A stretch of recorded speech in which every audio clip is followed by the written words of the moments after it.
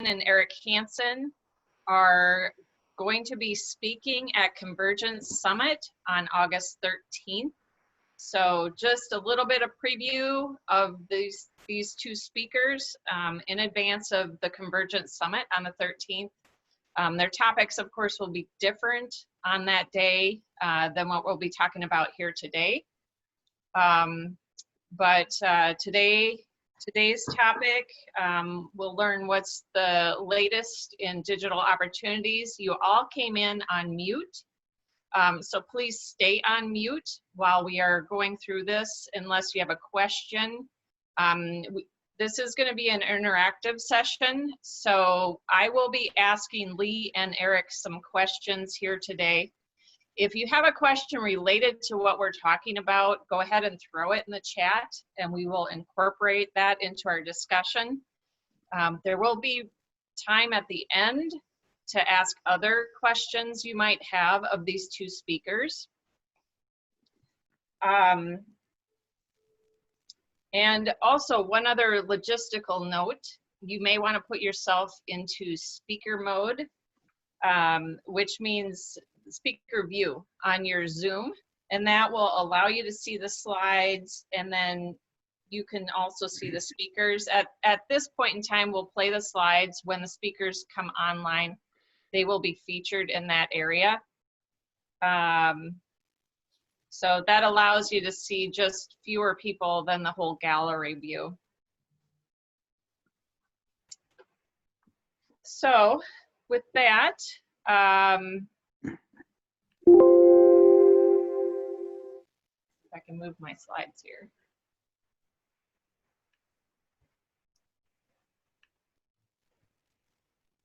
Okay, like I said, this is a preview to CONVERGENCE Summit. We have extended that to Wednesday, August 12th from 4 to 7 p.m. So a number of you on this call are coming to CONVERGENCE Summit.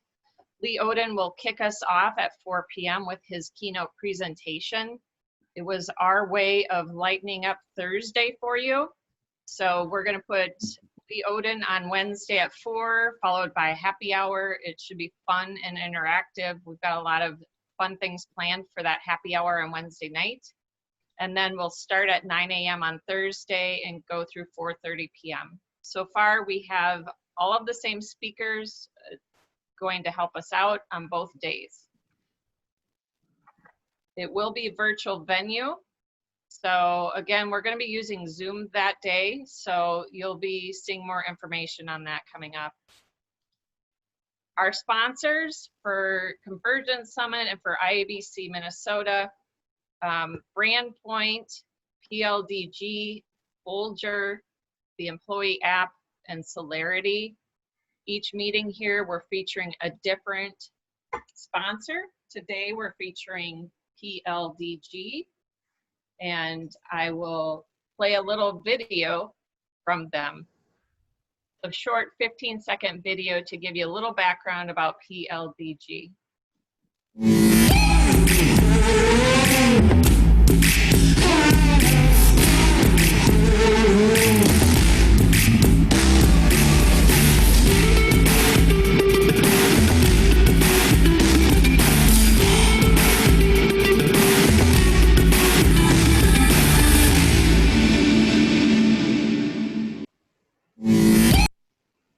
I love the music on that video.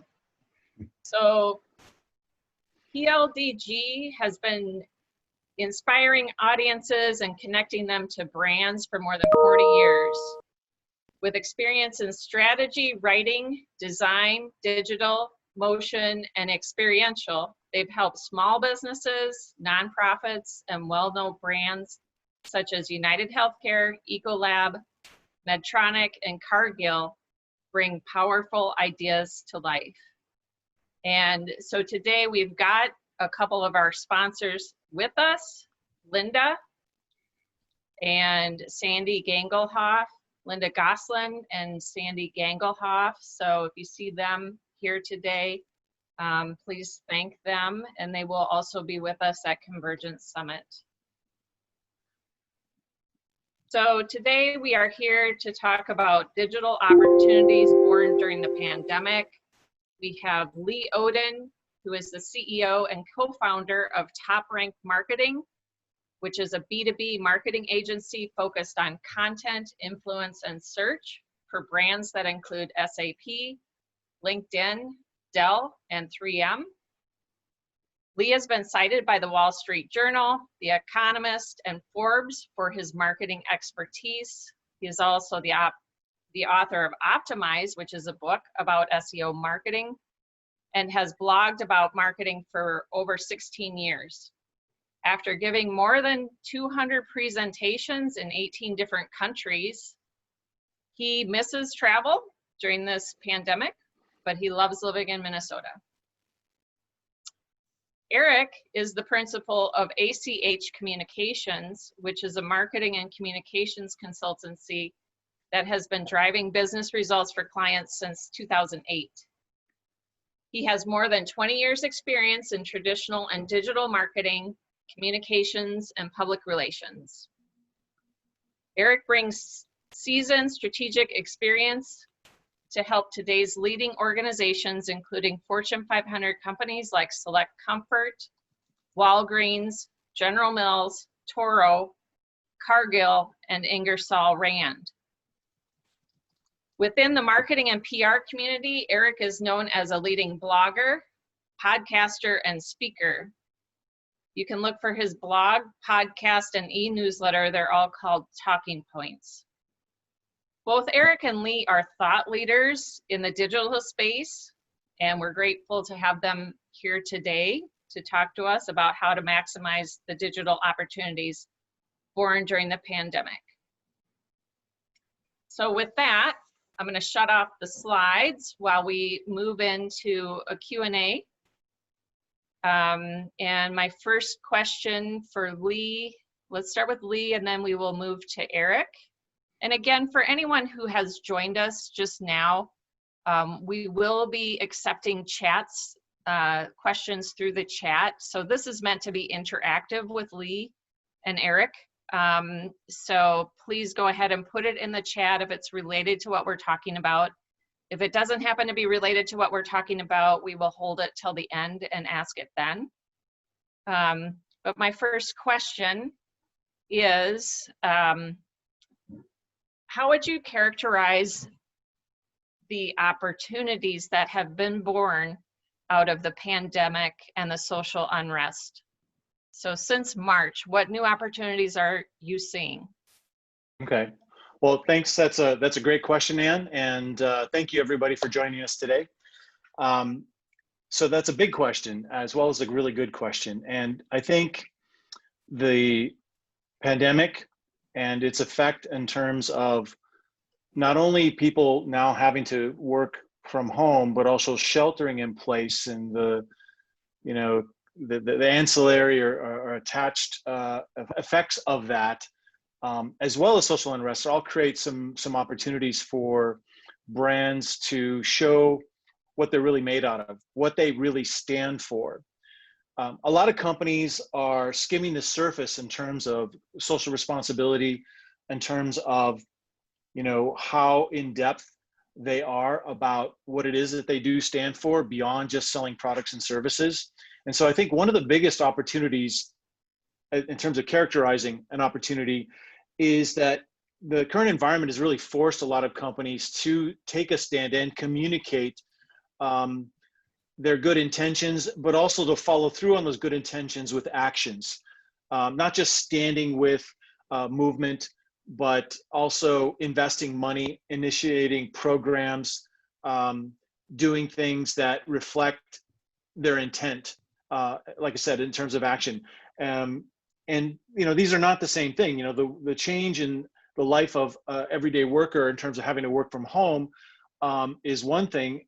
The change in terms of someone who is part of a marginalized community, that's a little different. And so these are challenges in some ways, but in others, I think it really is an opportunity for brands to really take a stand and show who they are, not only in terms of good intentions, but also in terms of action.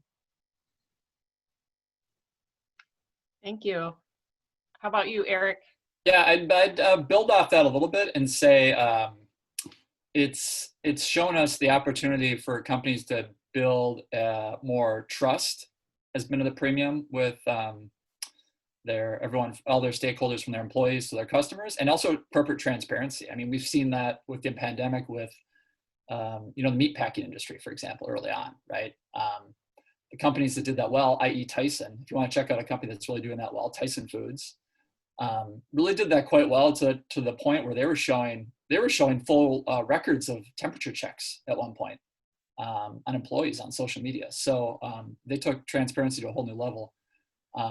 That's being demanded by people now. So this is really showing a sharp spotlight on that. And also, like I said, trust with companies and executive leaders is at an all-time high. So I know we'll talk about this later, but those companies with leaders that are out in front of this on social have really benefited. So I think of companies like, Microsoft with Satya Nadella, locally companies like 3M with Mike Roman, Best Buy with Corey Berry.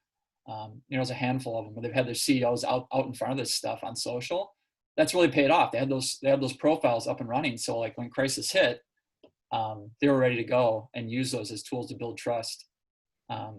So that continues to be an opportunity though. Like if you're a company that you're working with and the CEO or the C-level folks aren't necessarily, active on social media, you could use the summer and the fall to build up those profiles. There's certainly going to be opportunities down the line to use those again. So Lee, I know you have a lot to say about trust as well. Do you want to follow up with some comments on what Arik said? Yeah, sure. And Eric's right on. Brands are already experiencing decreased trust. I've seen some stats from studies done by HubSpot where I think it's 55% of consumers don't even trust the brands they buy from.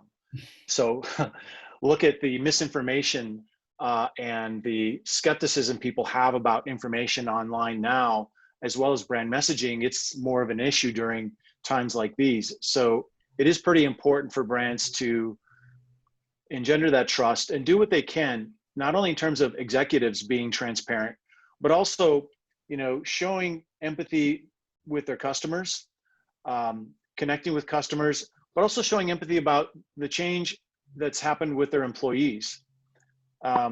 Here's an example. Twitter announced their employees can work from home indefinitely.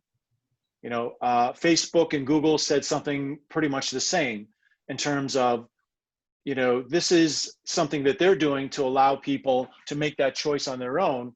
And I think empathizing with customers, empathizing with employees, and then showing how they're doing that, something that does engender trust and that the brand is actually taking action, not just paying lip service to a particular topic. So just wondering, and this question was for Arik, but probably both of you will want to address it. So all this transparency, CEOs speaking out more, just wondering, should this trend continue after the pandemic ends? And if yes, then how does that look? Yeah, I'd say absolutely. That's been one of the nice things that I've seen, and this is a good topic for Lee and I because I know we've both been out in front of this for years.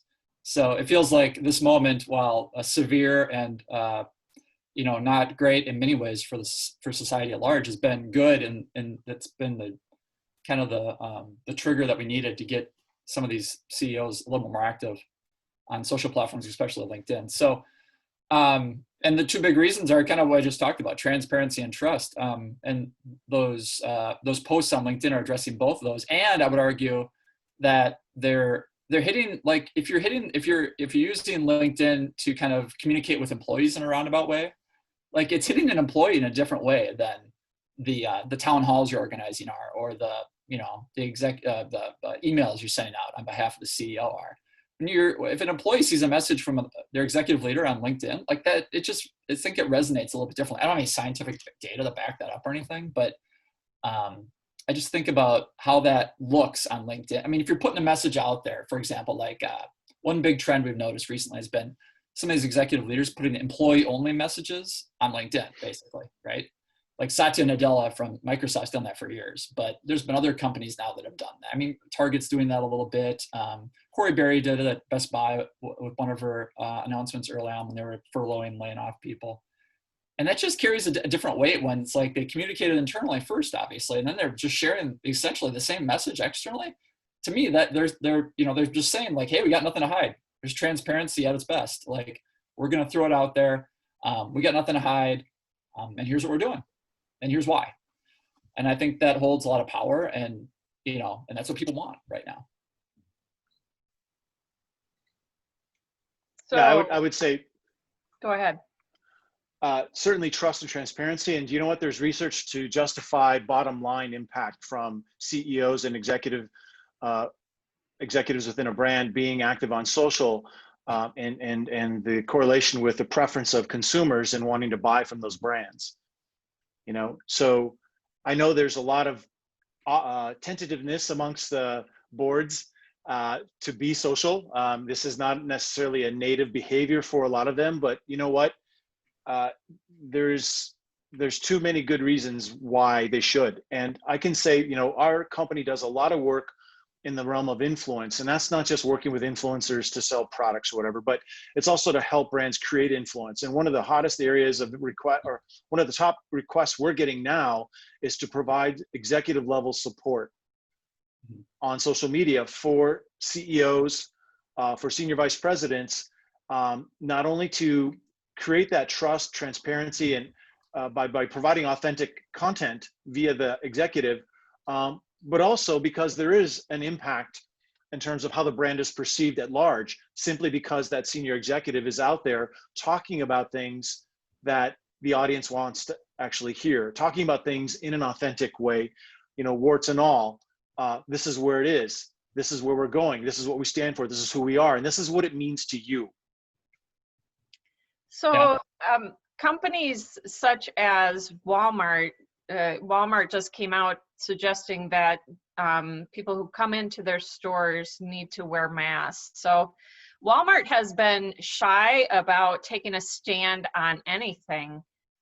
So it's kind of surprising that they took a stand in this way. What are you saying in regards to that sort of behavior from companies, and how does that factor in? Arik, let's start with you. Well, I think the companies are under a lot of pressure to do that, for sure. But I think the learning that I've had in working with a few of the companies I've worked with recently during this pandemic and the social unrest has been to not make any quick twitch reactions.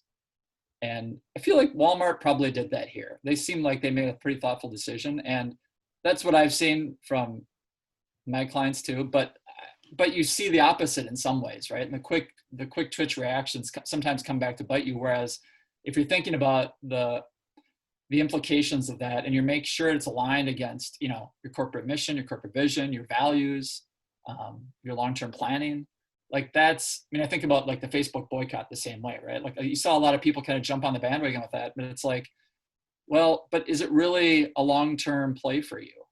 And does it really align with all those things I just mentioned? And that's, I think that's more important than just making a fast decision, which might be good, for various reasons.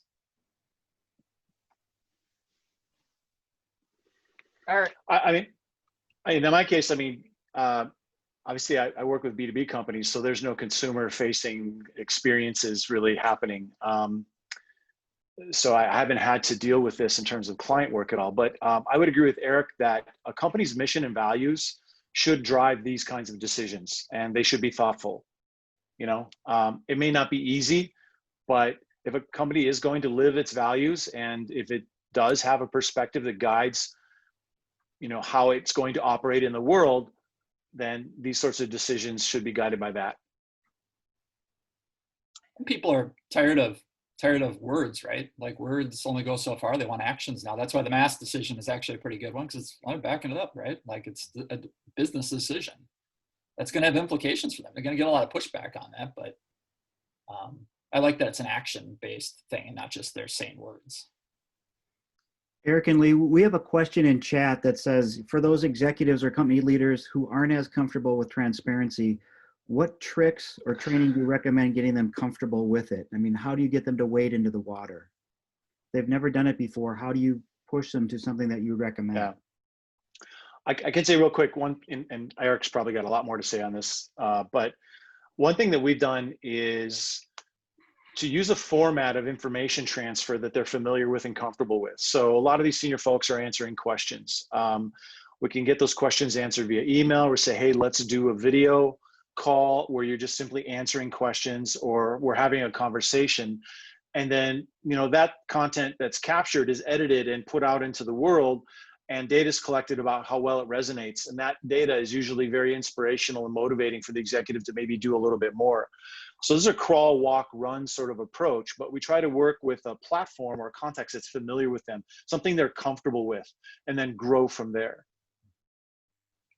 Yeah, I'd build off that. Lee's got it right with the kind of the phases. That's what I usually do. In fact, I'm doing it with one executive right now where it's like phase one is kind of like, well, pre-phase one is get your profile up to speed, right? And then phase one, real phase one is like, just what I try to do is like, hey, try to find 10 minutes in your day where you can just like watch LinkedIn, right? Like just go on there and see what people are talking about in your feed. And do that for maybe 2 weeks. And then 2 weeks after that, now we're going to start have you start engaging on LinkedIn. So that it's still like low risk, right? So it's like they're liking or commenting on items in their feed. So we talk about which items would you do, right? So like good examples of, so you want to find them to show to your executives too, is like Corey Berry is great at this at Best Buy. And Jeff Jones at H&R Block is also great at this, at like commenting and liking. Are those clients of yours, Lee, by the way, before I say that? I could give you They're a all B2B, B2B tech. Sure, right, B2B, they're not. But both those people are great at doing that phase of it. And then after that, then they're ready to post. So like by that time, you've got like a month and a half or even 2 months, depending on how long I'm going to stretch it, of them just like getting used to spending time on LinkedIn, seeing how people react, seeing how their employees react. Because the nice part about it is like if you start with that engagement phase, employees are going to love that. Like you see, just look at what Jeff Jones does when he comments on someone's stuff. Like you can see the kind of response he gets. Like it's like positive affirmation. I think Lee said this before, like most executives see LinkedIn and social as a risk, right? It's a huge risk. They're risk averse people anyways.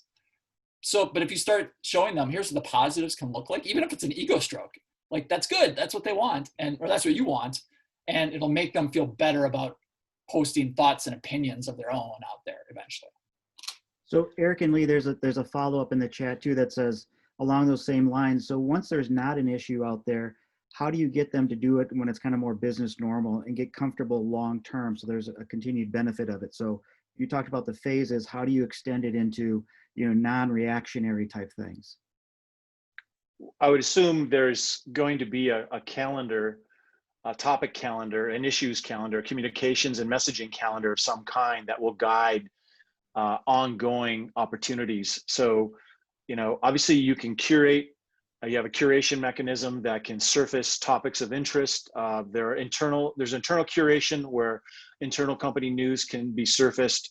So there's a lot of inputs into which that executive can react when things are just normal that can fuel their social activity and for it to be meaningful, not just token or lip service or trying to fill in the blanks.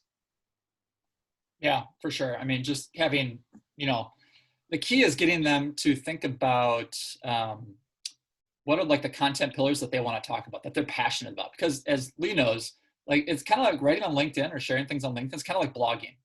Like any good blogger will tell you that that you have to blog about what you love and what you like, right? Mm-hmm. So like if the executives aren't blogging about or they're not posting about things that they're passionate about and things they're interested in, it's not going to come across. It's going to come across as stilted and forced, and it's not going to benefit anyone. Right. So try to get them to think about and every executive has these little either whether they're pet projects or areas of interest or whatever it is. They have those things they're passionate about in their organization. Get them to write about those. That's the easiest way to get them going and to keep them going sustainably month over month. So let's change gears a little bit. And I see another question in the chat, and we'll get to that one. And it'll probably be really related to one of these other questions we have. So live video is having a moment, and not just on Instagram, LinkedIn too. Will it last? I think it will. Video is probably one of the top content formats in B2B for growth right now. So many companies we work with, and even just in the industry, as we were watching, are producing, ad hoc video, live stream video, produce shows, from home, of course. But it's there's a lot more content, and with LinkedIn in particular offering live streaming capabilities, this is a really great opportunity for B2B brands to connect. Once you start a live stream that gets published to LinkedIn, it notifies everybody that's part of your network that you are now live, right? And the same behaviors on other platforms. And you can use multi-platform streaming services. So you can simultaneously broadcast a live stream to Facebook, LinkedIn, Instagram, and Twitter.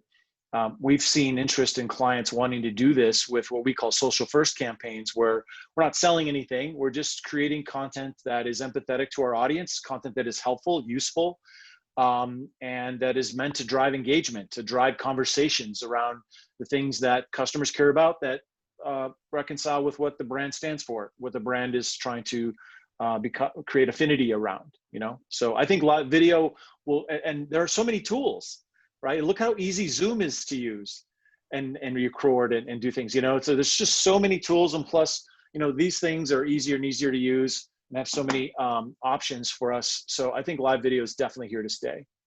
I'm sorry, video. Yeah, I would agree. Mostly because we're probably going to be at home for another year, right, Lee? No.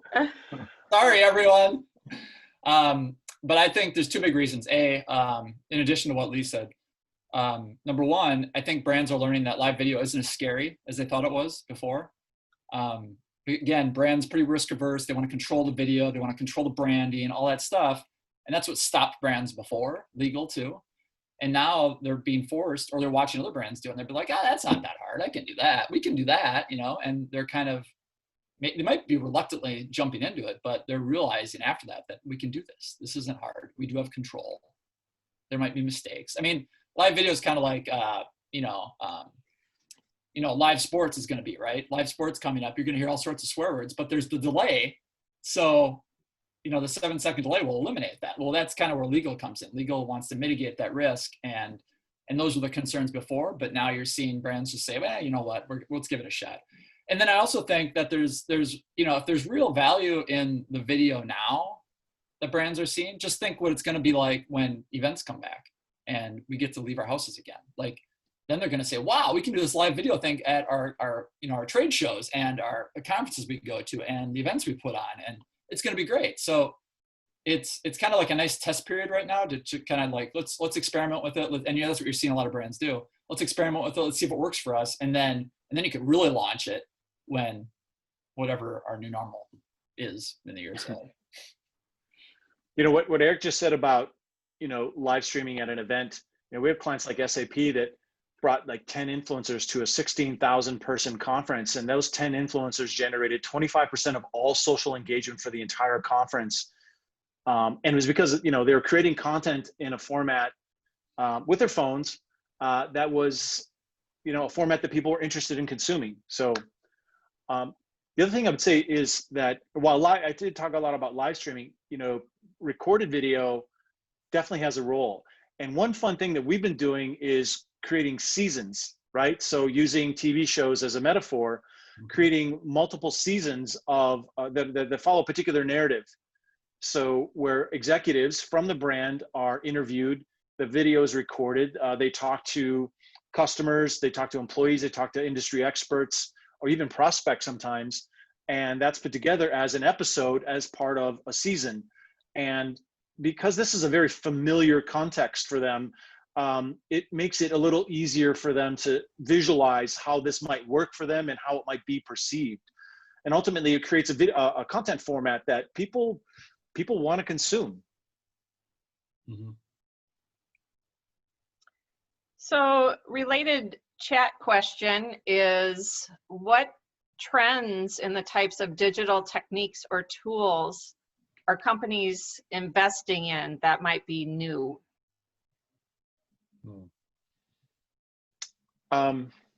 I know for B2B, LinkedIn has continued to offer more specific targeting options from an advertising standpoint, and we continue to see benefit from that. You know, disclaimer, LinkedIn's a client, but that's, I mean, we use it. We use LinkedIn for ourselves. We use LinkedIn for other companies because of that reason. And what is the advantage of that, Lee?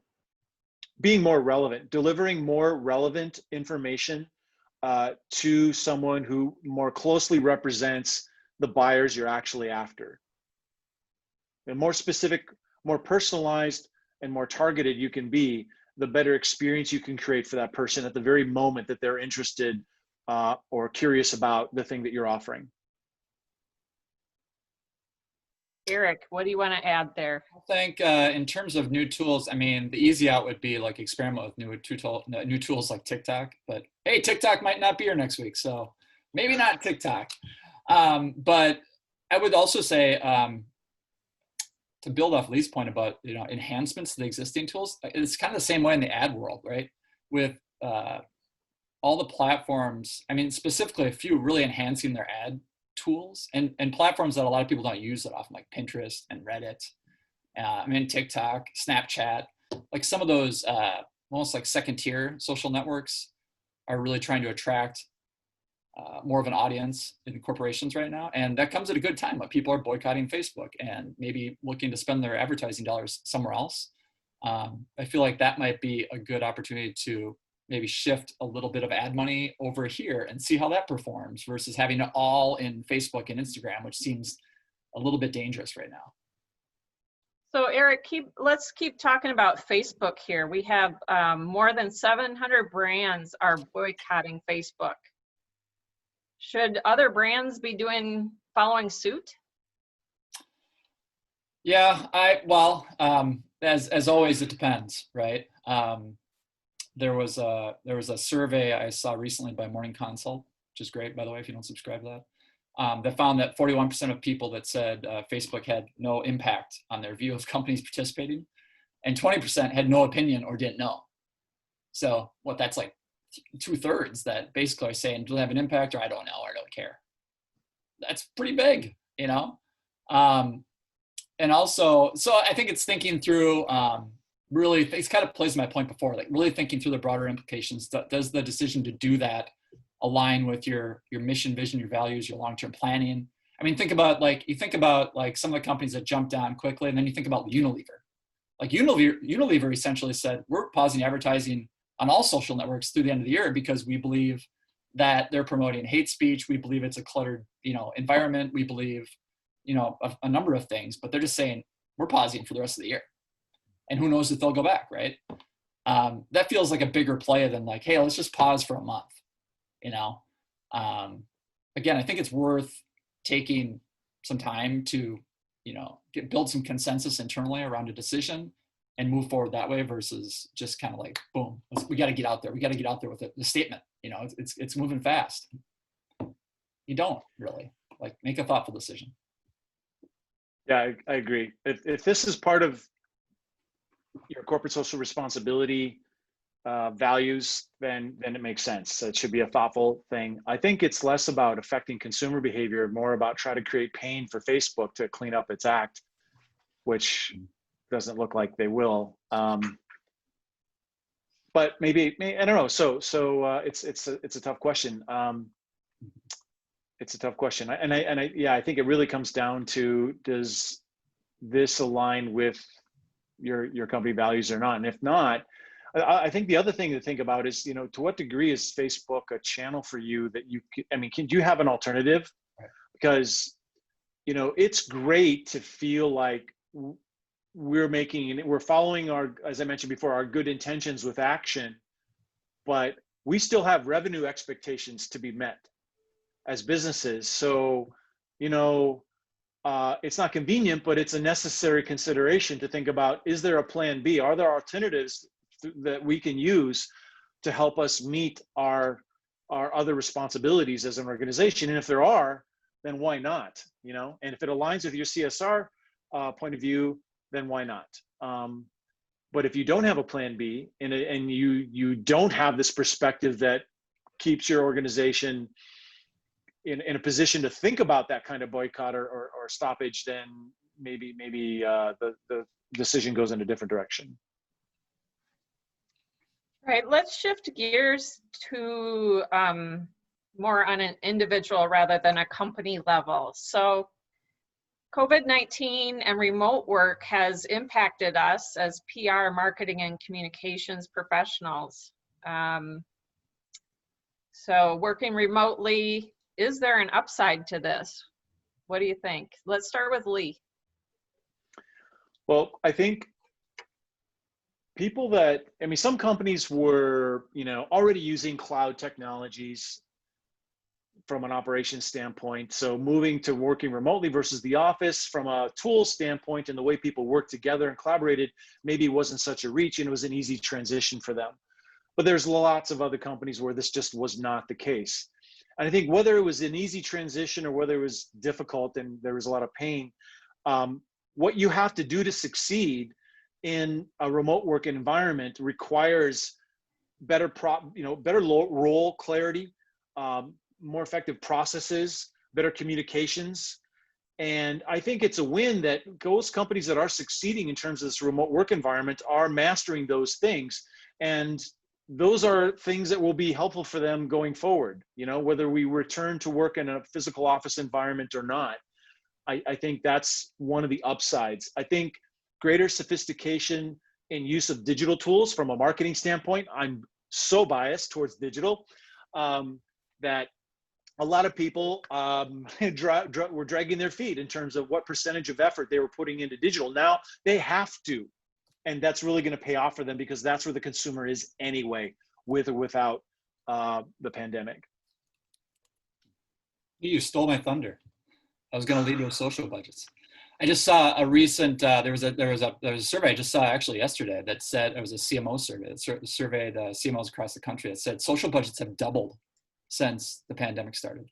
So yeah, doubling up on grabbing budget on the social side. I know this isn't necessarily a totally social media crowd, but that's been a huge opportunity for people that work in social media marketing to grab money there. I would also say, similar to what you said, Lee, about the work environment, we've talked at length about this, but I think this is the silver lining of this whole thing is it's going to get us closer to a hybrid work environment for everyone, really. I think what's going to happen when we go back is it's going to be 3 days in, 2 days out, which a lot of people would love.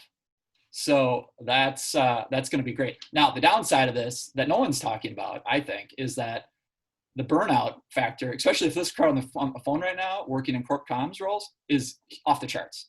Because not only are we working in the most stressful period of all of our lives, by magnitude of 100 maybe, we're doing it with kids at home, caring for aging and sick parents in some cases.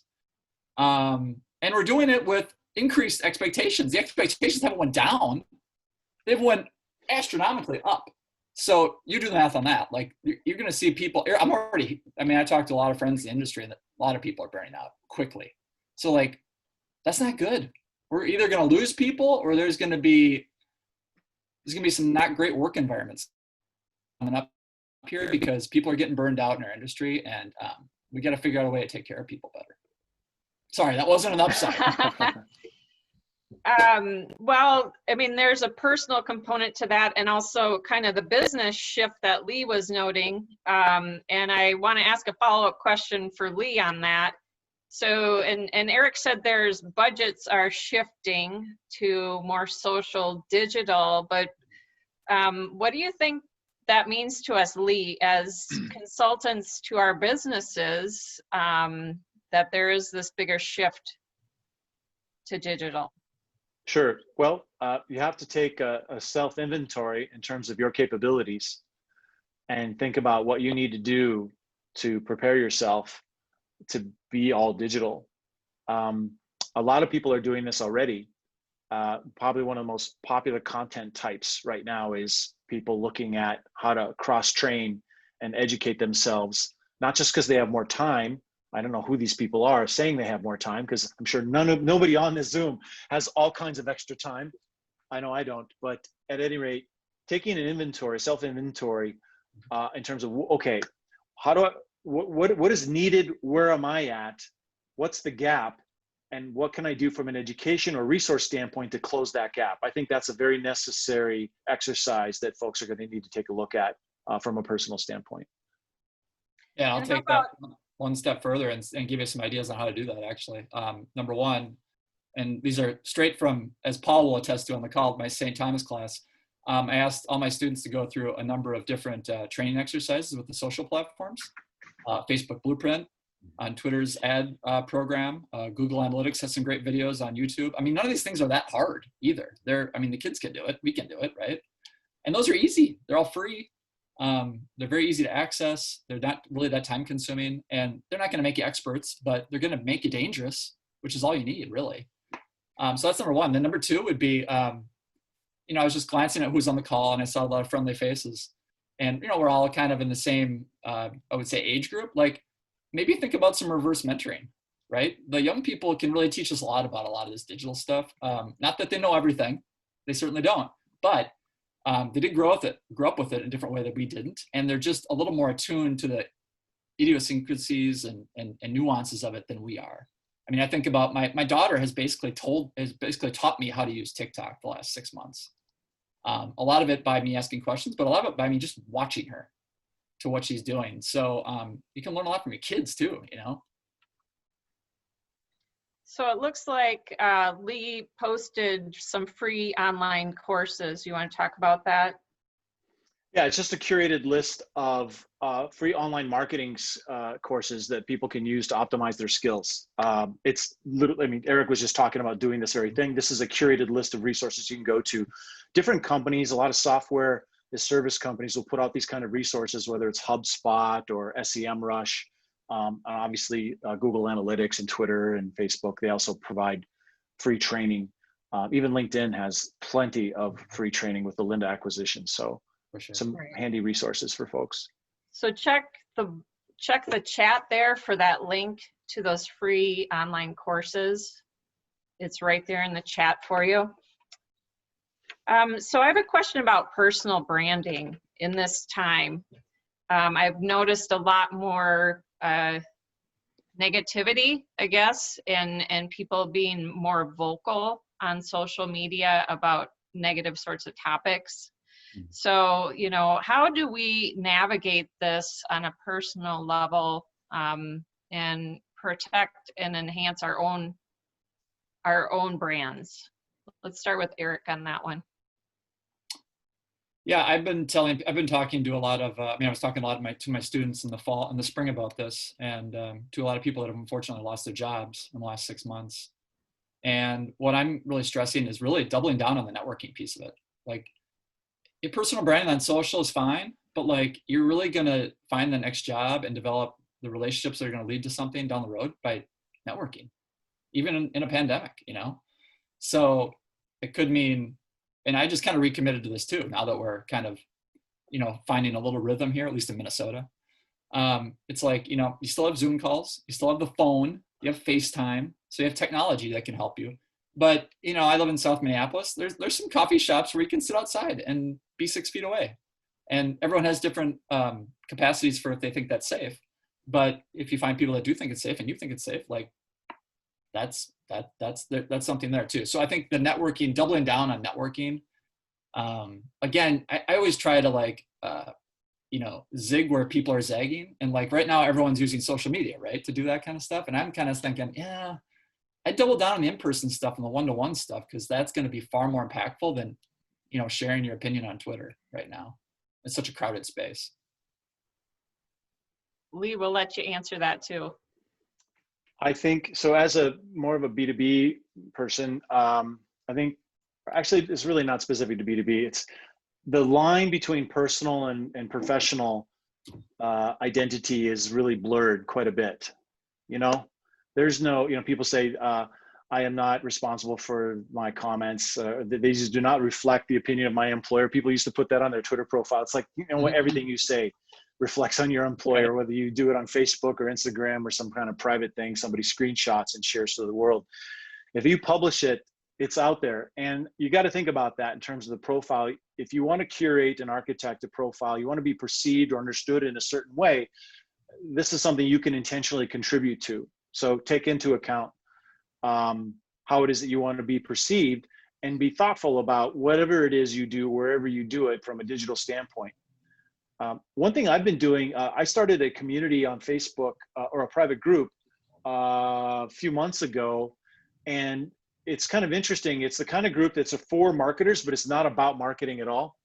But it's only marketers that are in this group, and it's kind of interesting how it's really taken off during the pandemic. Right, a lot of people are spending time supporting each other. It's about health and fitness and stuff like that. But it's amazing how finding common ground with people, and I totally agree with what Arik was saying about networking. I mean, both of us have been networking for all of our careers, and it's paid off quite well for both of us. And by connecting with like-minded people and creating value, finding ways to create value for other people. And I think you can do this digitally. Certainly, if you can manage an in-person situation, that's great. But I'm just reflecting on this personal experience of a tremendous amount of value of being a part of private groups and having this common interest. There's got to be clarity for the purpose of the group and why people are in it. And there's got to be strong leadership in terms of who's moderating and managing it. But it is an amazing conduit for you to connect with people maybe that you wouldn't be able to connect with otherwise because of the common interests that are outside of your direct area of responsibility. So something to think about in terms of personal brand. And I would add two more quick things, since this is an area of interest for me. Number one, don't post too much, because like you're gonna see a lot of people out there that are kind of filling your feed, and that might feel like that's the right thing to do. But I would strongly argue against that and say, just like we were talking about with the companies, be thoughtful about your approach, quality versus quantity, totally on that side. And then number two, with the personal branding, right, especially right now, and like for people that are job searching, it's like, if you haven't been networking for the last few years, now's not the time to start, because you're gonna get resistance from people because they can smell it coming a mile away. And Lee can probably attest this because he probably gets a lot of these requests. But if you've been in front of someone, if you've been in front of Lee for the last 5 years and you ask him for a favor, like probably no problem, right? If he doesn't know you and you come out of nowhere and ask him for a big favor, he's not gonna help you, or maybe you will. Can I pick your brain? Maybe you will, but that's more to the point of like always be networking. So this is an IBC crowd. You guys are great networkers. I'm sure everyone's been doing that, but just kind of reinforcing the point to always be doing that. Excellent. So just by way of encapsulating what we've been talking about, if you could summarize what this new environment, what are these new digital opportunities, and what do you recommend to us as PR, marketing, and communications professionals to take advantage of it? So Arik, what advice do you have for us? I think overall it's adopting, or maybe it's readopting, more of an experimentation mindset, especially when it comes to right now content and advertising. Because right now, those are two big things that you're seeing a lot of brands kind of play with when it comes to social media marketing. So like we talked about before with the Facebook boycott, a lot of brands are over-indexed in Facebook and Instagram advertising. Well, now's a good time to think about like, hey, are we over-indexed in Facebook and Instagram advertising? Maybe we should be spreading our chips around a little bit more. And same thing with content too. Like, we've been, because we're all kind of stuck at home now, our content's kind of dried up. You're seeing a lot of brands brand produced content, right? It's not original content as much. Some video via Zoom and stuff like that, but for a lot of part, it's creative driven. So we had to we've had to experiment with that too. So the more open you are and experiment with experimentation mindset, I think the better. And then I think number two is kind of, use this time as, again, not that you have extra time, but like use the time to kind of refocus on your customers and your target audience and think about, are you really giving them what they want on social media? Because a lot of the stats I've seen recently, for example, some of the stats I've seen recently on social media marketing say, customers what they don't want from brands is not like storytelling. They want customer service. They just want their questions answered. And a lot of brands aren't doing that. If you look at their feeds, like they don't answer questions online. But that's what customers want. So like, I think we've gone a little bit too far the way of storytelling, and we got to come back to thinking about our customer and think, what do they really want? What are they telling us they want? Have we polled them recently? That might be a good time to do that. Very good. All right.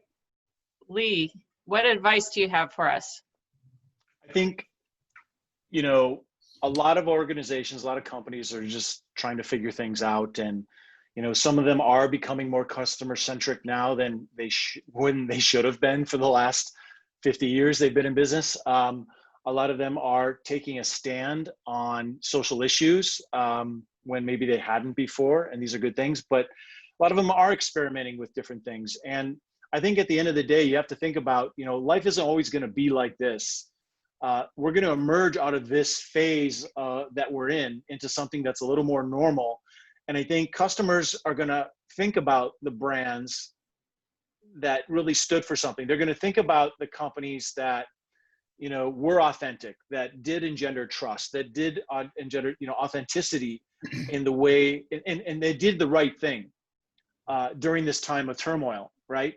And so while there's a lot of speculation, should we do this, should we do that? You know, how do you want to be perceived? Do you want to be the most relevant brand in your industry when it's going to matter most and budgets start to come back online and spending starts to increase again? Or you just want to be perceived as someone who is opportunistic, tone deaf, you know? So that's something I think I would challenge people to think about is, you know, the things that guide your decision making now. Think not only about the short-term benefits for right now and looking good right now, but what's going to, you know, build your brand, what is going to be beneficial to your organization, your customers, your community in the long term. Beautiful. So let's open it up to additional questions at this point. I'm also feeling like some of you may have a comment that could be discussed as well. So comments or questions for Arik and Lee, will you either unmute yourself or go ahead and put it in the chat?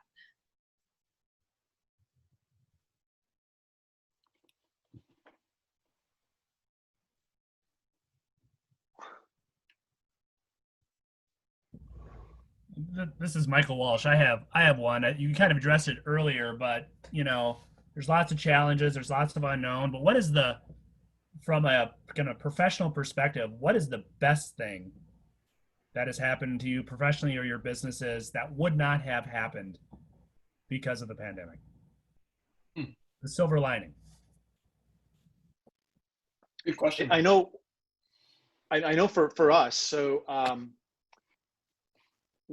we're a very homogenous organization in terms of the makeup and the focus on social equality and inclusiveness, diversity, really put us in a position to take a look at ourselves and look at what our process is in terms of hiring and because we have quite a marketing machine and we power marketing for some pretty large brands, we're taking a look at, you know, how is this manifesting or how is what we're doing manifesting in terms of the output and how are we representing people? I think it's a silver lining in that it's really forced us to take a look at how we were doing what we were doing and questioning whether it aligns with our values as an organization or not. And in many cases it was not. And we've made changes. We started to implement pretty substantial changes as a result of that. Great question, Mike. I'd be curious to hear your response to that too. I want to hear you. I would say for me, like personally, I would say it's definitely been health because I started running right at the start pretty much with my daughter because she was missing track. And then I just kept it up. She dropped off, of course, and I kept it up and I just ran with my son today. And that's been really, I forgot how much I don't like to run marathons. I'm not an extreme runner. I just like to run like short distances. And I just like the runner's high. So that's been great for my health. I feel a lot better than I did 6 months or a year ago. And then professionally, I would say kind of, it was more actually what happened to me at St. Thomas when I was teaching at St. Thomas in the spring. The quick pivot to Zoom was swift. Like I remember when COVID hit, I was in Palm Springs with my family. And we were observing everything from Palm Springs, which was surreal in its own right. But then when I got back, like literally the day I got back was I had to teach my first class via Zoom. Well, I remember taking a Zoom class that Sunday night from this very nice IT guy at St. Thomas, learning how to do it. I'd never used it before. And I had to figure it out. And the kids, I could tell the kids, I was going to lose the kids if I didn't keep them on Zoom nonstop.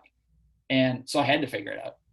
And that's been a nice, and I think it's the hardest thing in the world, obviously, but I had to figure out how to teach a class on Zoom. Like that's kind of hard. And that was a nice skill set. Like I could use that in different ways professionally now. So I consider that a big win. Cool. Thank you. All right. So thank you, Arik, and thank you, Lee. This was a fantastic conversation. I hear some clapping going on, a lot of clapping going on, hand waving. So I know most of you are going to Convergence Summit. So thank you for joining us on August 12th and 13th. And you will see more of Lee and Arik at that event. Thank you to all of our sponsors, especially PLDG that joined us today. Sandy and Linda, and PLDG did also, they put their email addresses in the chat so you can find them there. And we will post this video on our YouTube channel, and you will have access to it afterwards if you want it. Thank you, everyone. Have a great day.